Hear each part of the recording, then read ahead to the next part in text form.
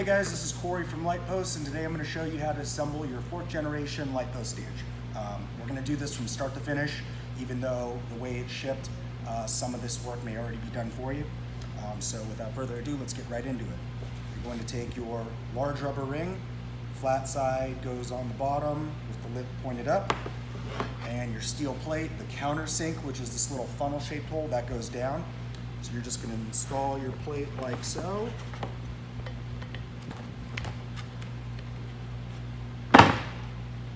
And you want to snap it into place. You just go around the sides, pop it in, and once it's all snapped in, that is done. It should look like this.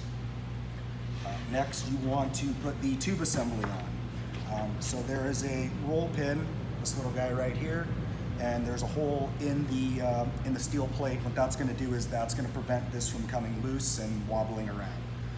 So you want to turn the plate sideways, take your big screw, feed that in, and you can just hand tighten initially to get it on there.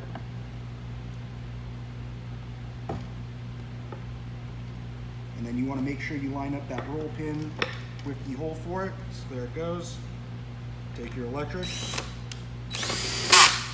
All right. Now your tube is secured to the steel plate. Now your battery is going to come with 2 pieces of Velcro like so.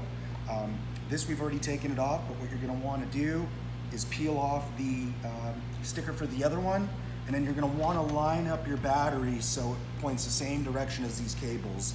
That way there's enough room for them to roll over and connect. So that'll stick right on. Plug. Only one of them needs to go in, however you can plug in both to keep the wires from sticking out.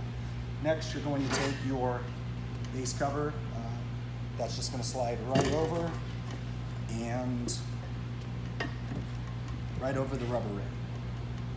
All right, so that's the majority of it. Also, you have a little waterproofing rubber ring. So this guy just goes over the top, roll it down like this.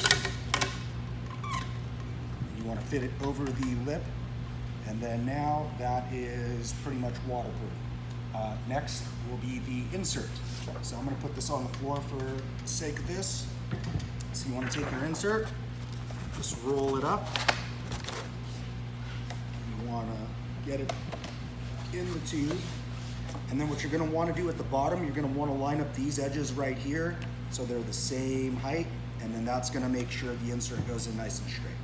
So keep them nice and even, push it down, and your insert is in. Next, you have your rubber cross support. That's just going to keep the tube from wobbling around. So this guy just goes right over the top and in. I'll put this back up here. So what you'll see is that the tube now has a rubber sealing ring. And then if you look inside your cap, either the metal one or the retractable, there's going to be a little groove that fits into. In addition, we have a screw hole right here. That's your safety screw. Now these caps are designed to stay on without using the screw. However, if you do happen to pick up the stanchion by the top, there's a good chance it could fall off. That's why we highly suggest the safety screw or making sure you do not pick it up from the top. So this guy just comes on, fit it right into place, and you'll hear it pop in just like that. And then you just want to line up your screw hole. And you're going to take your safety screw.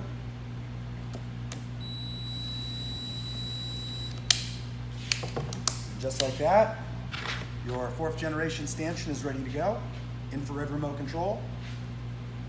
You've got all your solid colors. You've got your slow rotating, your flashing, your white strobe light, your fade in, fade out,